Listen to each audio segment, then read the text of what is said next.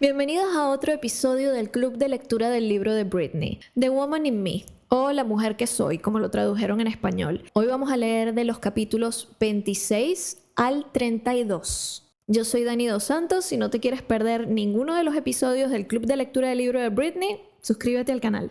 Empecemos. En el intento por soportar esas semanas sin mis hijos, perdí los papeles varias veces. Ni siquiera sabía cuidar de mí misma. A causa del divorcio me había tenido que marchar de la casa que adoraba y estaba viviendo en una casa cualquiera del estilo rural inglés en Beverly Hills. Los paparazzis la rodeaban como locos, como tiburones oliendo un rastro de sangre en el agua. Cuando me rapé por primera vez, lo sentí casi como un acto religioso. Vivía en un estado de pureza del ser.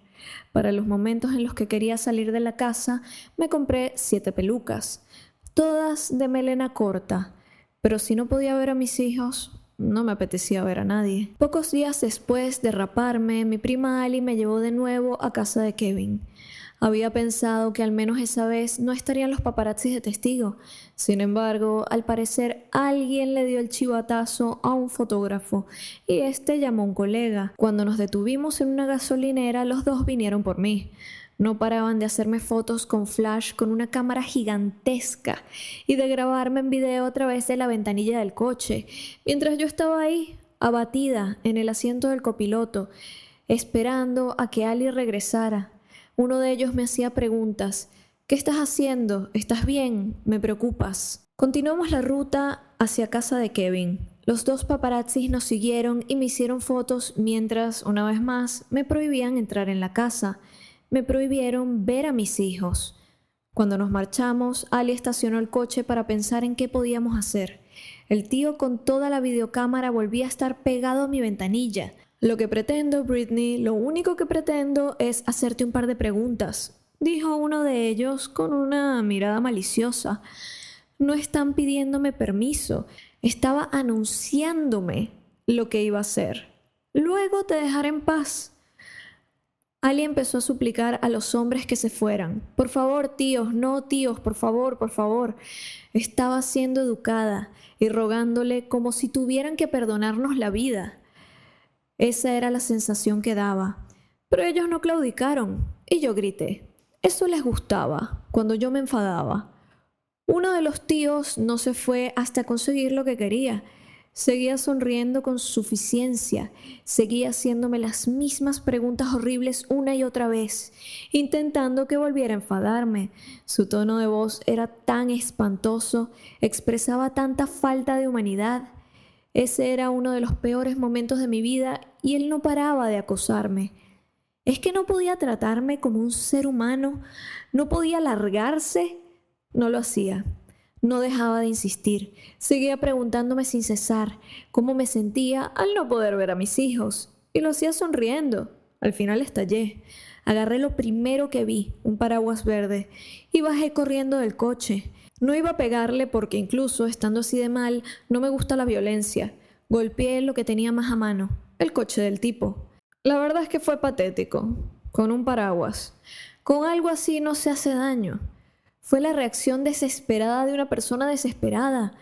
Me sentí tan avergonzada por lo que había hecho que envié a la agencia fotográfica una nota de disculpa, comentando que había estado en la audición de una película para un papel oscuro, lo cual era cierto, y que no era yo misma, lo que también era cierto.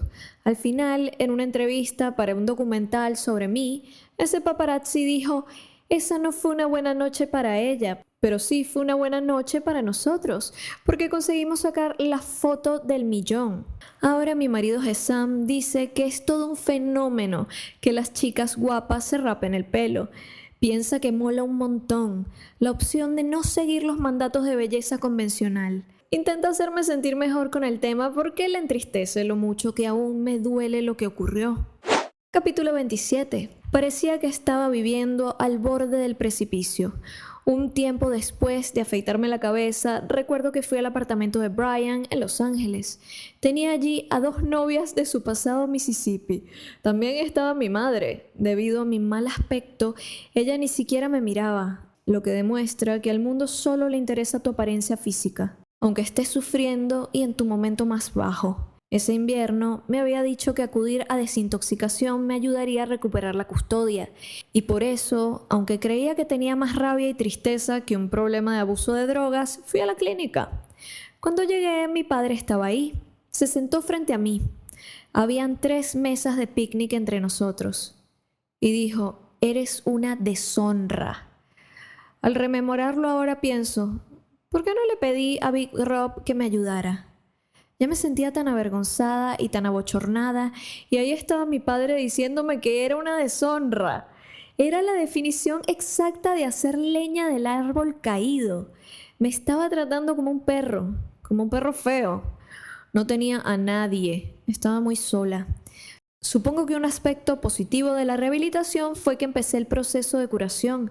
Estaba decidida a revertir una situación muy oscura. Cuando salí, conseguí temporalmente la custodia compartida gracias a la ayuda de un gran abogado.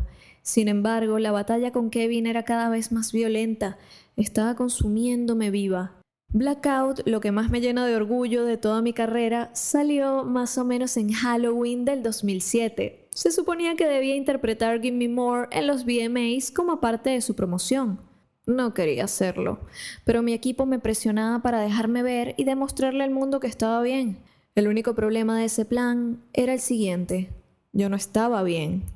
Esa noche, entre bastidores de los premios de la MTV, todo estaba yendo mal.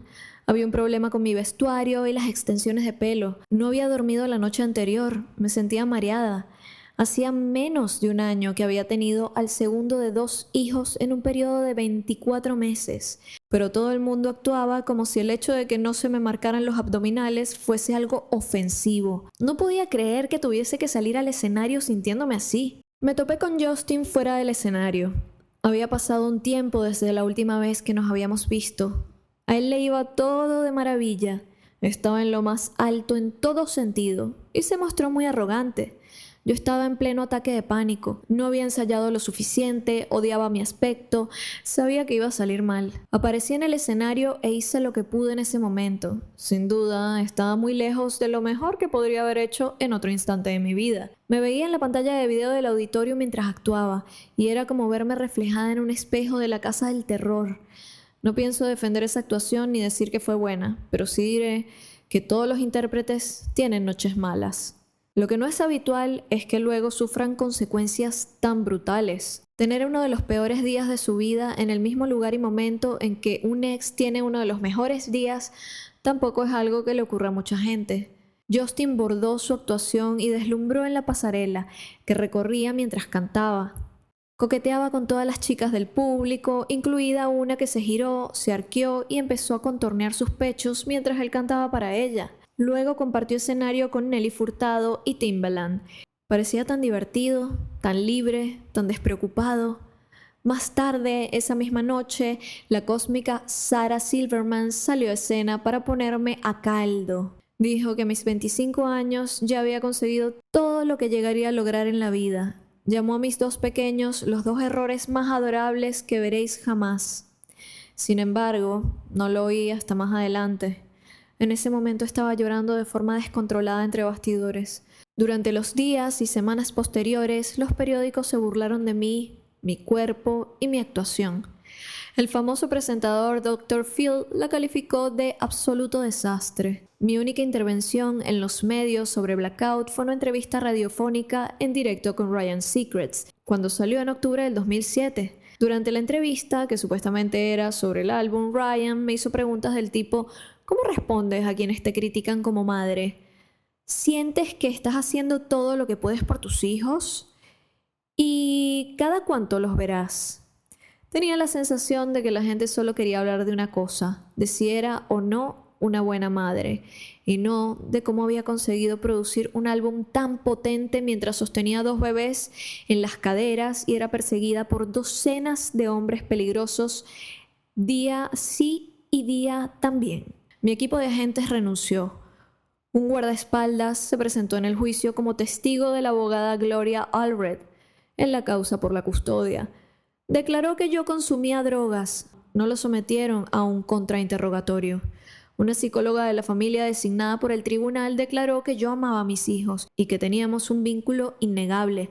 También dijo que en mi hogar no se producía nada que pudiese calificarse de maltrato, pero esas declaraciones no ocuparon ningún lugar.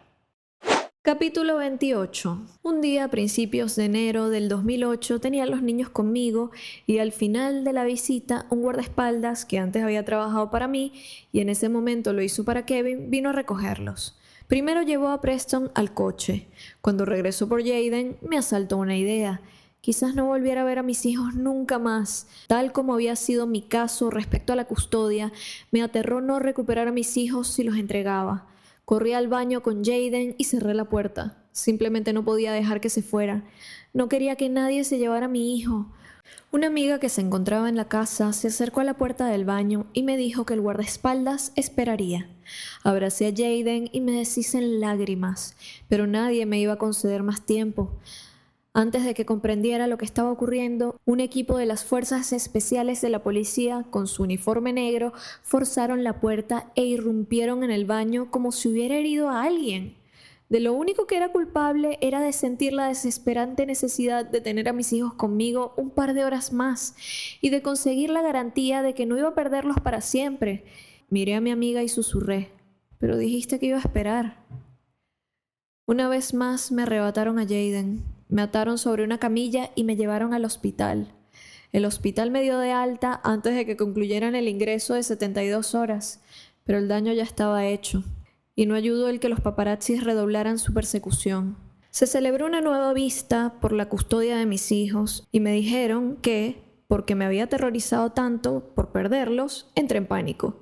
A partir de ese momento, iba a verlos incluso menos. Sentía que nadie me apoyaba, ni siquiera mi familia parecía importarle. Casi en Navidad me enteré del embarazo de mi hermana de 16 años por una exclusiva de la prensa sensacionalista. La familia me lo había ocultado.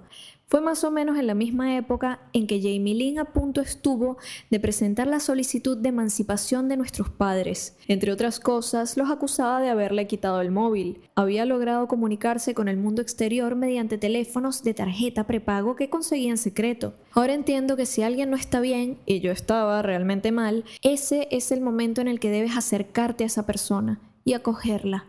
Kevin me arrebató mi mundo, me dejó sin aliento y mi familia no me acogió. Empecé a creer que en el fondo se alegraban de que estuviese pasando por el peor momento de mi existencia, pero seguro que eso no podía ser cierto. Seguro que estaba volviéndome loca, ¿verdad? Capítulo 29. En Los Ángeles hace calor y luce el sol todo el año. Conduciendo por la ciudad, a veces resulta difícil recordar qué estación es. Mires donde mires, la gente lleva gafas de sol y va bebiendo refrescos con una pajita, sonriendo y riendo bajo el despejado cielo azul. Pero en enero del 2008, el invierno fue realmente invierno, incluso en California, porque yo me sentía sola, destemplada y estaba ingresada. Seguramente no debería reconocerlo, pero estaba hecha un basilisco. Tomaba un montón de Adderall.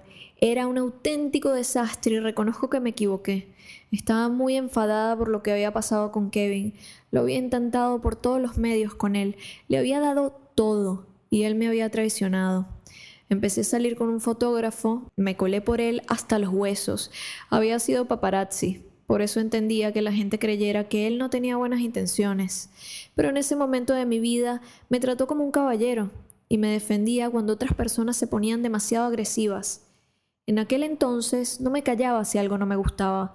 Sin duda lo hacía saber y no le daba la menor importancia. Si me hubieran golpeado en la cara en Las Vegas, como de hecho me ocurrió en julio del 2023, habría devuelto el golpe. No le temía a nada. Los paparazzis no dejaban de perseguirnos.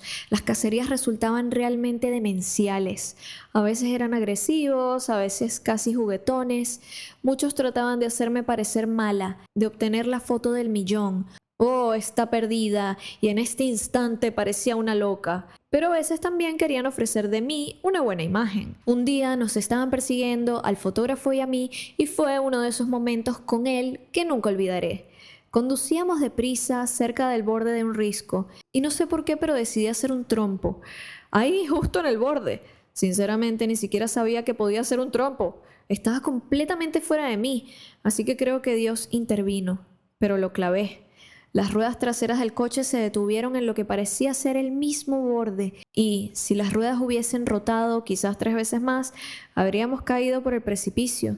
Lo miré, él me miró. Podríamos habernos matado, dije. Me sentí muy viva.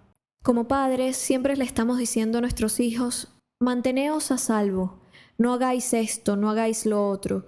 Pero aunque la seguridad es lo más importante, también creo que es conveniente vivir desafíos para sentirnos liberados, perder el miedo y experimentar todo lo que el mundo tiene para ofrecer. Por aquel entonces no sabía que el fotógrafo estaba casado. No tenía ni idea de que en realidad yo era su amante. Me enteré cuando rompimos. Yo solo pensaba que era muy divertido y que el tiempo que pasábamos juntos fue tremendamente sexy. Él era 10 años mayor que yo. Daba igual a donde saliera y durante un tiempo salí muchísimo. Allí estaban los paparazzis. Sin embargo, a pesar de todos los artículos que aseguraban que estaba descontrolada, no sé si estuve alguna vez tan ida como para justificar lo que ocurrió a continuación. La verdad es que estaba triste, más que triste, porque echaba de menos a mis niños cuando estaban con Kevin. El fotógrafo me ayudó con la depresión. Yo anhelaba recibir atención y él me daba toda la que necesitaba. Teníamos una relación muy pasional y a mi familia no le gustaba, pero a mí tampoco me gustaban muchas cosas de ellos. El fotógrafo me animaba a rebelarme. No le importaban mis locuras, es más, me amaba por ello. Me amaba de manera incondicional. No era como mi madre que me gritaba por salir de fiesta. Él me decía, tía, adelante, venga, haz lo que te dé la gana. No era como mi padre, que me ponía condiciones imposibles para quererme. Por eso, con el apoyo del fotógrafo, hacía lo que se me antojaba. Comportarme de forma tan salvaje me hacía sentir radical, ser tan distinta como todo el mundo deseaba que fuera. Hablaba como si estuviera loca, siempre la liaba en todas partes, incluso en los restaurantes. La gente salía para comer conmigo y yo me recostaba en la mesa. Era una forma de decir, ¡que te den! A cualquiera que se me acercara. Voy a decirlo claro, era mala. Aunque a lo mejor no era tan mala, sino que estaba muy, pero muy cabreada. Quería escapar. No tenía a mis hijos y necesitaba evadir a los medios y a los paparazzis. Quería desaparecer de Los Ángeles, así que el fotógrafo y yo nos fuimos de viaje a México. Fue como si hubiese huido a un lugar seguro. En cualquier otro sitio habría tenido millones de personas frente a mi puerta, pero al irme de Los Ángeles, aunque fue por poco tiempo, me sentí lejos de todo y funcionó. Por un tiempo me sentí mejor. Debería haberle sacado más provecho. Parecía que mi relación con el fotógrafo estaba volviéndose más seria y a medida de que iba sucediendo, casualmente mi familia intentó un acercamiento y eso me escamó. Mi madre me llamó un día. Britney, creemos que está pasando algo. Hemos oído que la policía va por ti. Vámonos a la casa de la playa, me dijo. ¿Que la policía me busca?, le pregunté. ¿Por qué? Yo no había hecho nada ilegal. De eso estaba segura. Sí que me había montado alguna escenita. Había hecho de las mías. Había estado colocada de Adderall y había hecho alguna locura, pero no había cometido ningún delito. De hecho, como mi madre sabía, había estado con unas amigas los últimos 2 días previos a su llamada. Mi madre y yo nos habíamos quedado a dormir con mi prima Ali y otras 2 amigas. Tú ven a la casa, insistió. Queremos hablar contigo. Así que fui a la playa con ellos. El fotógrafo se reunió allí conmigo. Mi madre actuaba de forma sospechosa. «Pasa algo, ¿verdad?», me preguntó el fotógrafo al llegar. «Sí», le dije. «Algo va muy mal». De pronto un montón de helicópteros rodearon la casa. «¿Todo esto es por mí?», le pregunté a mi madre. «¿Es una broma?». No era una broma. De repente un grupo de los cuerpos especiales de la policía, formado por todo lo que parecía ser unos 20 agentes, se presentó en mi casa. ¿Pero qué coño he hecho yo?, preguntaba, gritando sin parar. «Yo no he hecho nada». Sé que había estado comportándome como una loca, pero nada de lo que hubiera hecho justificaba que me trataran como si fuera una atracadora de bancos. Nada justificaba que le dieran un vuelco a mi vida. Más adelante llegué a creer que algo había cambiado ese mes desde la última vez que me llevaron al hospital para mi chequeo. Mi padre había trabado una estrecha amistad con Louise Taylor. Ok, por fin. Lou, a la que veneraba. Ella sería la pieza principal de la implantación de la curatela que les permitiría más tarde controlar y adueñarse de mi carrera. Lou, que acababa de poner en marcha una nueva empresa llamada TriStar Sport and Entertainment Group, era la que llevaba las riendas justo antes de la implantación de mi curatela. En ese momento tenía muy pocos clientes reales. Básicamente, montó su empresa a partir de mi nombre y de mi esfuerzo. Las curatelas, también llamadas tutelajes, se reservan normalmente para personas discapacitadas mentalmente, personas que no pueden hacer nada por sí mismas. Pero yo era altamente funcional, acababa de hacer el mejor álbum de mi carrera, estaba haciendo ganar mucho dinero a mucha gente, especialmente a mi padre, que según descubrí, se asignó un salario superior al que me pagaba. Y cobró más de $6 millones, a la vez que hizo ganar a otros allegados suyos decenas de millones de dólares más. La cuestión es que puede aplicarse una curatela durante 2 meses, y si luego la persona afectada mejora, puede volver a controlar su vida libremente. Pero eso no era lo que quería mi padre, quería mucho más. Consiguió autorizar 2 tipos de curatela, la curatela de la persona y la curatela de los bienes. Se asigna al curador el control de todo lo relativo a la vida de la persona sujeta a la curatela, como el lugar en donde vive, lo que come, si puede conducir un auto o no, lo que hace a diario, a pesar de que supliqué al tribunal que, literalmente, asignaran a cualquier otra persona. Con todo esto quiero decir, a cualquiera que pasara en la calle habría sido mejor. Encomendaron a mi padre a la tarea. Al mismo hombre que me hacía llorar de pequeña cuando tenía que ir con él en el coche porque iba hablando solo. Dijeron al tribunal que yo no estaba en plena posesión de mis facultades y por eso no me autorizaban a escoger a mi propio abogado. El curador de los bienes, unos bienes que, en mi caso, tenían un valor de decenas de millones de dólares en ese momento, gestiona los asuntos económicos de la persona sujeta a la curatela para evitar que se vea sometida a influencia indebida o fraude. Mi padre asumió esta función junto a un abogado llamado Andrew Wallet, quien acabaría recibiendo $426,000 al año por mantenerme alejada de mi propio dinero. Asimismo, me vería obligada a pagar un mínimo de $500,000 al año al abogado que fue asignado por el tribunal, a quien no tenía derecho a sustituir. Parecía que mi padre y la empleada de Lou, Robin Greenhill, gobernaban mi vida y monitoreaban hasta mi último movimiento. Soy una cantante pop de 1,62 m que se dirige a todo el mundo como señor y señora, pero ellos me trataban como si fuera una criminal o una depredadora.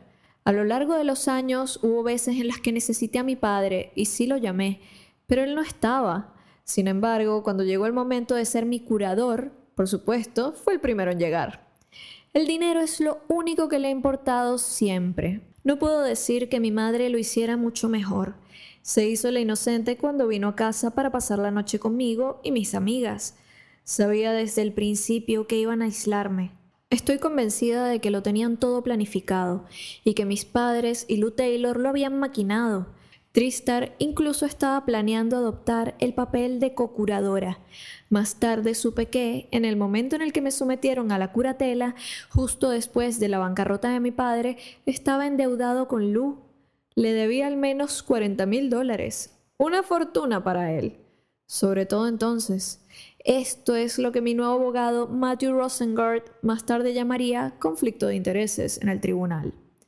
Poco después de que me llevaran al hospital, en contra de mi voluntad, me informaron de que habían presentado los papeles para la curatela. Antes de seguir con el capítulo 30, quiero dejarlos con un breve mensaje de nuestro sponsor. Si quieres hacer terapia, si quieres hablar de tus cosas con un profesional, te recomiendo mucho a la gente de psicosonline.com, que te pueden atender desde cualquier parte del mundo en la que estés porque son terapia online. Gracias a eso se pueden permitir tener precios bastante accesibles a diferencia de otros terapeutas. Yo les voy a dejar por acá su página web y su Instagram, y si les gusta lo que ven, contáctenlos. Seguimos. Capítulo 30. Mientras todo mi mundo se desmoronaba, mi madre estaba escribiendo unas memorias. Escribió sobre la experiencia de ver cómo su hermosa hija se rapaba el pelo y preguntarse cómo era posible. Dijo que antes yo era la niña más feliz del mundo. Cuando tomaba una mala decisión, era como si a mi madre no le afectara. Comentaba cada uno de mis errores en televisión para promocionar su libro. Lo escribió para sacar dinero mencionándome y hablando de cómo nos había criado a mí, a mi hermano y a mi hermana en un momento en el que los tres estábamos para el arrastre. Jamie Lynn era una adolescente embarazada, Brian luchaba por encontrar su lugar en el mundo y todavía estaba convencido de que había decepcionado a nuestro padre, y yo estaba en pleno hundimiento. Cuando más tarde se publicó el libro, mi madre apareció en todos los programas en la mañana. Encendía la tele y veía montajes de videos míos y mi cabeza rapada en la pantalla. Mi madre le contó a Meredith Vieira en el programa Today que había pasado horas preguntándose por qué las cosas habían ido tan mal conmigo. En otro programa la audiencia aplaudió cuando mi madre contó que mi hermana de 16 años estaba embarazada. Al parecer no había nada que objetar, porque seguía con el padre. Sí, claro, qué maravilla. Seguía casada con su marido e iba a tener un hijo a los 17. Todavía estaban juntos. Genial. ¿Qué importaba que fuese una niña que iba a ser madre? Yo estaba en el peor momento de mi vida y mi madre estaba diciéndole al público: «Oh, sí, y encima está lo de Britney». Y en todos los programas se veían imágenes mías con la cabeza rapada. Su libro tuvo un enorme éxito y todo a mi costa. El momento fue jodidamente inoportuno.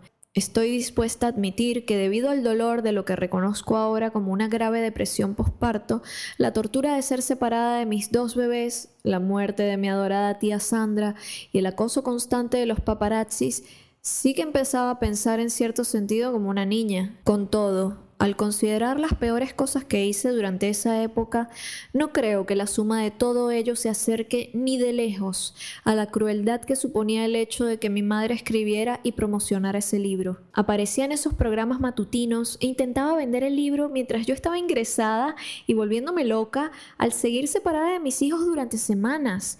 Mi madre estaba haciendo caja. En ese instante era una cría tonta. Hablando en plata, era la más tonta del mundo, es la verdad. Pero la conclusión de muchos lectores del libro de mi madre fue la siguiente: «Oh, Britney es malísima». Incluso yo llegué a creer que era mala al leerlo. Por si fuera poco, lo escribió en un momento en el que ya me sentía totalmente abochornada. Estaba destrozada por completo. Además de autoflagelarme y sentirme como un fracaso ante el resto del mundo, creía que merecía ser ridiculizada por mi madre en la televisión nacional durante la promoción de su libro. Juro por Dios que lloro solo de pensar en mis hijos sufriendo algo tan espantoso como lo que yo sufrí cuando eran pequeños. Si uno de mis niños estuviese experimentando algo parecido, ¿alguien cree que escribiría un libro sobre ello? Rogaría a Dios, haría cualquier cosa para ayudarlo en esa situación, para apoyarlo, para mejorar las circunstancias. Lo último que haría sería ir a la peluquería para ponerme mona con un corte tipo bob, vestirme con un elegante traje de chaqueta y sentarme en un programa matinal delante de la zorra de Meredith Vieira para hacer caja con la desgracia de mi hijo. Algunas veces suelto la mierda en Instagram. La gente no sabe por qué siento tanta rabia contra mis padres, pero creo que si estuvieran en mi piel, lo entenderían. Capítulo 31. La curatela fue solicitada porque supuestamente yo era incapaz de cualquier cosa. Alimentarme, gastar mi propio dinero, ser madre, cualquier cosa. Así que, ¿por qué me llevaron unas semanas más tarde a grabar un episodio de ¿Cómo conocí a vuestra madre? O sea, How I Met Your Mother. Y luego me lanzaron a una extenuante gira mundial. Después de que empezara mi curatela, mi madre y la novia de mi hermano se cortaron el pelo y fueron a cenar con un vino incluido. Los paparazzis estaban allí y les tomaron fotos. Parecía que todo estaba resuelto. Mi padre echó a mi novio y ya no pude conducir. Mis padres me privaron de mi condición de mujer. Para ellos fue todo de lo más beneficioso. No podía creer que el estado de California permitiera que un hombre como mi padre, alcohólico, declarado en bancarrota, empresario fracasado, que me aterrorizaba de niña, me controlara después de todo lo que yo había conseguido y todo lo que había hecho. Pensé en los consejos que me había dado mi padre a lo largo de los años, a los que yo me había resistido, y me pregunté si podía seguir resistiéndome. Mi padre me presentaba la curatela como una piedra angular para el camino hacia mi vuelta a los escenarios. Meses antes había publicado el mejor álbum de mi carrera, pero vale, Lo que le oía decir a mi padre era: ahora está de maravilla, está trabajando para nosotros. Es una situación ideal para la familia. ¿Era ideal para mí o para él? ¡Qué curioso!, pensé. Puedo volver a trabajar como si aquí no hubiese pasado nada. Estoy demasiado loca para escoger a mi novio, pero de alguna forma estoy cuerda para aparecer en series televisivas y programas matinales, y para actuar ante miles de personas en un lugar diferente del mundo cada semana. A partir de ese momento empecé a pensar que mi padre me veía exclusivamente como alguien nacido para generarle ganancias sin límite. En mi casa, mi padre se quedó con el pequeño estudio y el área del bar, y los convirtió en su despacho. Allí era donde yo tenía un cuenco con un puñado de facturas adentro. Sí, lo confieso, era la típica rarita que guardaba todas las facturas en un cuenco, sumaba mis gastos semanales, a la antigua, para llevar un control de lo que podía desgravar a la hora de pagar impuestos. Aunque estaba pasando por un momento de caos, la esencia de mi persona seguía allí. Demostraba que todavía era capaz de gestionar mis asuntos. Conocía a músicos que consumían heroína, se metían en peleas y lanzaban teles por la ventana de los hoteles. Yo no solo no robaba nada, ni le hacía daño a nadie, ni tomaba drogas duras. Es que era capaz de llevar un recuento de lo que podía desgravar para el pago de impuestos. Pero ya no podía hacerlo. Mi padre escondió el cuenco con todas las facturas al colocar sus cosas sobre la barra del bar. Solo quiero que sepas, dijo, que ahora mando yo. Tú siéntate ahí en ese taburete y te contaré lo que pasa. Me quedé mirándolo con una sensación creciente de terror. Ahora yo soy Britney Spears, añadió. Capítulo 32. En una de las raras ocasiones en que salí a la calle para ir a casa de mi agente y amigo Kate a cenar con unos conocidos, el equipo de seguridad peinó la casa de Kate antes de mi llegada para asegurarse de que no había alcohol ni drogas, ni siquiera analgésicos. Ningún invitado a la fiesta podía beber hasta que yo me marchara. Todos fueron muy respetuosos con eso, pero tuve la sensación que la auténtica fiesta empezó cuando me fui. Cuando alguien quería tener una cita conmigo, el equipo de seguridad, a las órdenes de mi padre, investigaba el pasado del chico. Le obligaban a firmar un contrato de confidencialidad e incluso a entregar una analítica de sangre. Y mi padre dictaminó que no podía volver a ver jamás al fotógrafo con el que había estado saliendo. Antes de una cita, Robin le contaba al chico mi historial médico y sexual. Ojo al dato, esto ocurría antes de nuestra primera cita. Ese sistema resultaba humillante y la locura que suponía me impedía encontrar un buen compañero, pasarlo bien saliendo de noche o hacer nuevos amigos y sobre todo enamorarme. Sabiendo la forma en la que mi padre fue criado por June y la forma en que yo misma fui criada por él, tuve claro desde el principio que sería una auténtica pesadilla que él estuviera al mando. La idea de que mi padre dominara hasta el último aspecto de mi vida me llenaba de pavor, pero que se adueñara de todo era lo peor que podía pasarle a mi música, a mi carrera, a mi salud mental. No tardé nada en llamar al gilipollas del abogado que me había asignado el tribunal para pedirle ayuda. Por increíble que parezca, era mi único recurso, aunque yo no lo hubiese escogido.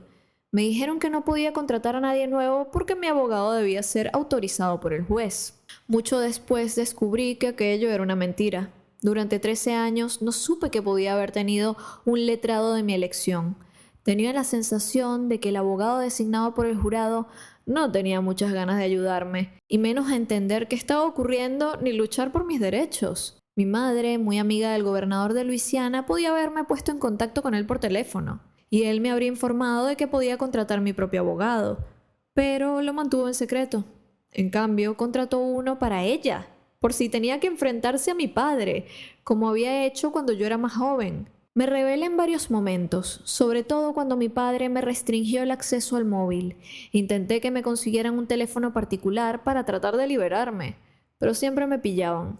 Y esta es la triste y pura verdad. Después de todo lo que había pasado, no tenía muchas fuerzas para seguir luchando.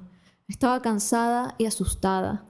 Después de que me ataran a una camilla, sabía que podían contenerme físicamente siempre que quisieran. Podrían intentar matarme, pensé, y empecé a preguntarme si de verdad querían hacerlo. Así que cuando mi padre dijo, ahora mando yo, pensé, esto ya es demasiado, pero no veía la forma de escapar. Sentí como se apagaba mi espíritu y me puse en modo piloto automático. Se me ocurrió que si les seguía el juego, verían lo buena que era y me dejarían en libertad. Así que les seguí el juego. Después de casarme con Kevin y tener a los niños, Felicia siguió allí por un poco más. Siempre la había adorado, pero en cuanto dejé de salir de gira y empecé a trabajar menos, perdimos el contacto.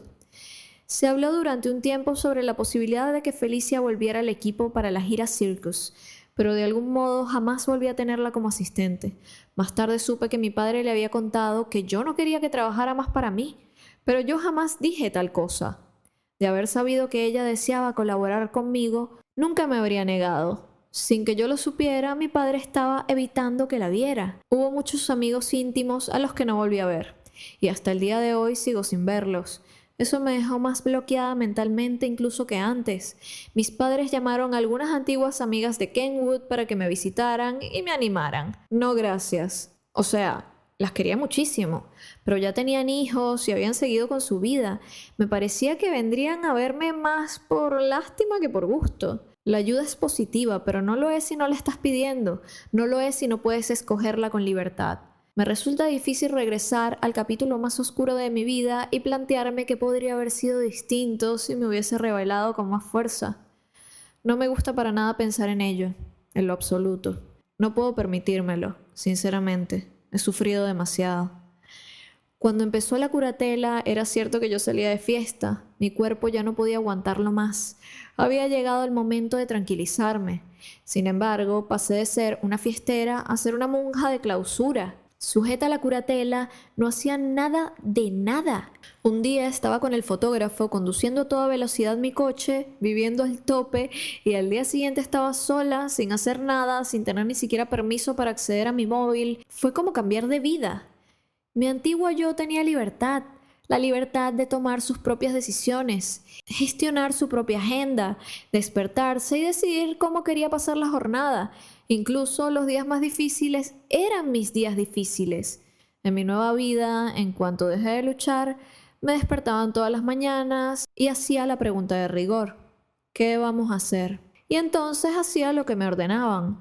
Cuando estaba a solas por las noches intentaba encontrar la inspiración en alguna música bonita o que me transportara a otro lugar en películas o libros. Cualquier cosa me ayudaba a olvidar el horror que estaba viviendo. Al igual que había hecho de pequeña, buscaba otros mundos a los cuales huir. Al parecer, cada solicitud para verme pasaba por las manos de mi padre y Robin. Ellos decían a dónde iba y con quién. Por las indicaciones de Robin, los guardaespaldas me entregaban bolsitas preparadas con varios medicamentos y me vigilaban mientras me las tomaba. Me instalaron el control parental en el iPhone. Todo estaba bajo el más estricto escrutinio y vigilancia. Todo. Me iba a dormir temprano, luego me despertaba y volvía a hacer lo que me ordenaban. Así, un día tras otro y otro día, como si viviera en el día de la marmota. Estuve así durante 13 años. Si alguien se pregunta por qué dejé que ocurriera, hay un motivo muy lógico. Lo hice por mis hijos. Porque me sometí a las normas, pude reunirme con ellos. Volver a abrazarlos fue una experiencia religiosa. Cuando se quedaron dormidos a mi lado, esa primera noche que volvimos a estar juntos, me sentí completa por primera vez en muchos meses. Me quedé mirando cómo se dormían y me sentí la mujer más afortunada del mundo. Por verlos lo máximo posible, hacía cualquier cosa que mantuviera a Kevin contento. Le pagaba las costas procesales, además de la manutención de los niños, y miles de dólares más mensuales, para que mis hijos me acompañaran en la gira Circus. En ese mismo periodo breve de tiempo, aparecí en el programa Good Morning America. Inauguré el alumbrado navideño de Los Ángeles, grabé un fragmento para el programa Ellen y me fui de gira por Europa y Australia. Pero nuevamente volví a obsesionarme la misma pregunta. Si estaba tan enferma que no podía tomar mis propias decisiones, ¿por qué pensaban que podía salir sonriendo y saludando y cantando y bailando en 1.000.000 de zonas horarias distintas durante una misma semana? Voy a dar una buena razón. La gira Circus generó más de 130 millones de dólares. La empresa de Lou Taylor, TriStar, se embolsó el 5%. Y, según supe, tras la curatela, incluso durante mi pausa en el 2019, Cuando dejó de entrar dinero, mi padre les pagó una tarifa plana extra, de modo que recibieron cientos de miles de dólares más. Además, también mi padre cobraba un porcentaje a través de la curatela, de $16,000 mensuales, más de lo que había logrado nunca. Se benefició de forma extraordinaria de la curatela y se hizo multimillonario. Mi libertad a cambio de siestas con mis hijos. Era un trato que estaba dispuesta a aceptar. No hay nada en el mundo que ame más, nada más importante en este planeta que mis hijos. Daría la vida por ellos. Por eso pensé, ¿por qué no mi libertad? Qué triste, Dios. Y bueno, muchachos, eso fue todo por hoy, por el episodio de este club de lectura. Les quiero decir que amo más a Britney ahora de lo que la amaba antes. De verdad, todo lo que le pasó fue horrible, súper injusto y súper corrupto. Pero quiero saber qué piensan ustedes. ¿Qué piensan ustedes de todo lo que leímos? ¿Qué fue lo que más les llamó la atención? Los leo en los comentarios. Y les aviso de una vez que mañana vamos a hacer un live aquí en YouTube hablando sobre este episodio del club de lectura y el anterior. Como les dije la otra vez, este tema del club de lectura en los lives es, bueno, para que comentemos, pero si se desvía el tema, no importa, porque en realidad los lives son para pasar un rato divertido juntos y estar juntos, básicamente. Así que los veo mañana en el live a las 7 de la noche, hora Buenos Aires, más o menos de 7 a 9. Si les gusta este canal, saben que lo mejor que pueden hacer es suscribirse, darle like, darle click a la campanita para que YouTube les avise cada vez que subo video y unirse a mi canal de difusión en Instagram. Mi Instagram es Dani Dos Santos, en donde yo les voy avisando todo a tiempo real. Ya por allí somos como 1200. Y antes de irte, no te olvides de revisar alguno de estos videos, que estoy segura de que alguno te va a gustar. Gracias por estar aquí de nuevo. Muchas gracias por ver. Bye bye. Chau chi. Los quiero. Chau.